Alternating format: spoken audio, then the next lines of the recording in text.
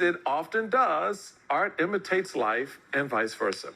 In the Broadway musical Real Women Have Curves, immigrant garment workers in Los Angeles are trying to do their jobs under the threat of deportation in the late 1980s. Joining us now is Tony winner Sergio Trujillo. He's the director and choreographer of the Tony-nominated Broadway musical Real Women Have Curves.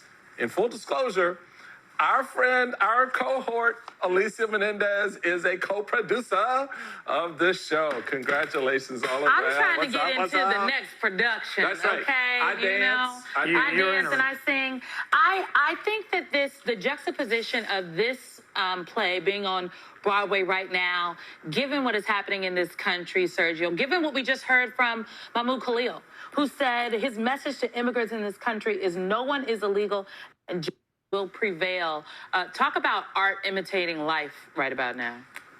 Yeah, I never in a million years would think that this show would be produced at this time. A show that is so incredibly relevant, but yet is shedding light and giving humanity and faces to those immigrants, to the undocumented experience. I came to this country illegally because when I came in, we were called illegal aliens, as if we came from another space. So I've lived through the undocumented experience. I went through the proper path of getting my green card and then obviously my citizenship. But I am here right now, today, proof that that there is a pathway, and that the American dream is still alive and is still existing. And this is what happens when you give an undocumented immigrant freedom to be able to achieve great opportunities. I think so often about the fact that so many of our viewers ask us a fundamental question, which is, what can I do? What can I do in this moment? How can I be of service? And there are people who will care for their neighbor. There are people who show up at protests.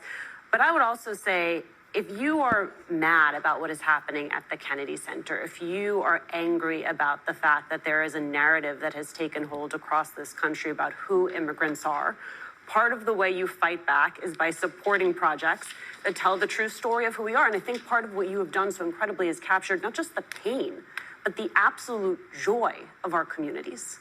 Yeah, it was never the goal about making Curves a political show. That was not the mission. The mission was to create great entertainment, but also bring a story with great joy, great audiences of all cultures to come and see us and be inspired. That was the goal, and it continues to be. I mean, night after night, when I stand in the back of the theater, our show gets 2 standing ovations every single night, and the audience just leap to their feet, and they're loving the show.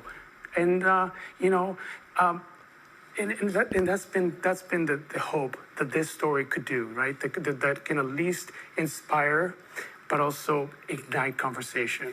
Well, one of those conversations is about the fact that you open and it says 1987, Boyle Heights, Los Angeles. But I gotta tell you, from that moment on, aside from the fact that no one is on their cell phone and they're in some fashions that have become popular again today, you forget that you're in the 1980s because so much of what we're watching could happen today. In Act 1, there is a workplace immigration rate, and they are living their lives before and they are living their lives after everything that we are living through right now. Yeah, that moment, I gotta tell you, that moment is quite powerful. And I let the audience sit in just quiet. And because that raid has just happened at the factory right next to where Stella Factory, who's one of our protagonists, gets raided, and the women just sit in the dark, in the quiet, because I wanted the audience to experience what that's like. But I also, wanted there to be a book into that, and that is another moment that happens in Act 2, because that is our show is really being able to provide joy and emotion and heart, but also treat it with gravitas and give respect to what is happening in our country today. All right. Sergio Trujillo, thank you so much, and congrats again. Real Women Have Curves is playing now at the James Earl Jones Theater. Stick around.